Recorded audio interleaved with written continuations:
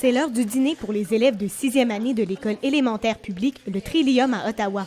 Ce qui est tout à fait banal pour la majorité peut s'avérer une véritable épreuve pour un élève comme Thomas. Thomas est sévèrement allergique aux arachides. Beaucoup de gens mangent des arachides et je ne sais pas quand je peux réagir ou où je vais réagir. Une inquiétude que partage son collègue de 4e année, Makia, qui lui aussi a la même allergie depuis sa naissance. Comme j'ai peur de faire une crise et comme personne ne sait où c'est mon épipène. Même la directrice de l'école comprend ce qu'ils vivent et ce qu'implique une allergie alimentaire, puisqu'elle-même est allergique aux arachides. Parce qu'on sait que lors d'une allergie fatale, chaque seconde compte. Heureusement, les garçons ont la chance de fréquenter une école sans noix et arachides. Il s'agit de l'un des éléments qui fait partie du plan mis sur pied par le conseil scolaire pour protéger les élèves à risque d'avoir une réaction allergique, les enfants anaphylactiques.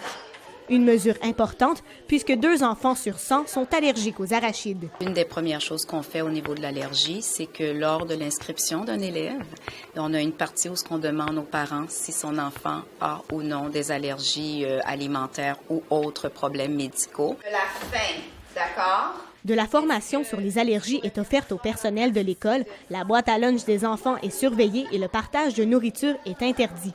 Aussi, le niveau, le nom et la photo des personnes allergiques sont affichés dans les points de rassemblement, comme le gymnase. La loi qui oblige les écoles de l'Ontario à avoir un plan pour les élèves anaphylactiques et les protéger des allergènes est en vigueur depuis le 1er janvier 2006. C'est d'une utilité cruciale puisque le nombre d'enfants qui ont des allergies ne cesse d'augmenter. Entre 1997 et 2008, les cas d'allergie aux arachides et aux noix chez les enfants ont triplé au Canada.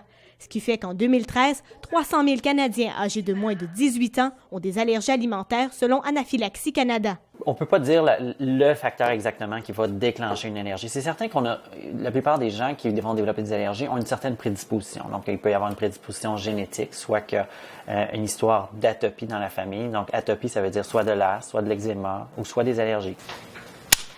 La solution d'urgence lors d'une crise, l'auto-injecteur d'épinéphrine, aussi appelé auto-injecteur d'adrénaline. Le médicament redirige le sang vers les organes vitaux. Mais l'effet ne dure que 15 minutes pour permettre à la personne en crise de se rendre à l'hôpital. C'est aussi de l'épinéphrine, c'est les mêmes doses. On connaît l'auto-injecteur traditionnel EpiPen, mais un nouvel auto-injecteur est disponible sur le marché depuis 2 ans, l'Allerject. Celui-ci est beaucoup plus compact et est aussi muni d'un guide vocal. Pour faire l'injection, placez l'extrémité noire contre le côté extérieur de la cuisse. Le guide vocal facilite l'auto-injection alors que plus de 30% des patients ont de la difficulté à s'injecter le médicament lorsque survient une crise. Mis à part l'épinéphrine, il n'existe actuellement aucun traitement pour empêcher une réaction anaphylactique. Par contre, certaines recherches sont en cours. Donc, entre autres, il y a la désensibilisation qui est étudiée en ce moment, c'est-à-dire de donner l'aliment en très petite quantité, qu'on augmente graduellement la quantité auquel la personne va être exposée pour l'amener à être tolérant. Il ne semble pas que ça fait disparaître l'allergie, mais ça amène une certaine tolérance et que c'est potentiellement un traitement qui serait à vie. Tant que ces traitements resteront à l'étude, la seule solution est d'éviter tout contact avec l'allergène. On ne sait pas s'il a des arachides ou s'il n'a pas. Des fois, ça dit « may contain ». J'aimerais le plus être pas allergique ou pas être allergique parce que c'est stressant un peu. Les efforts des écoles pour protéger les élèves anaphylactiques restent tout de même une bonne façon de permettre à des enfants comme Thomas et Makia de croquer dans la vie à pleines dents. Vicky Lefebvre pour le Collège La Cité, à Ottawa.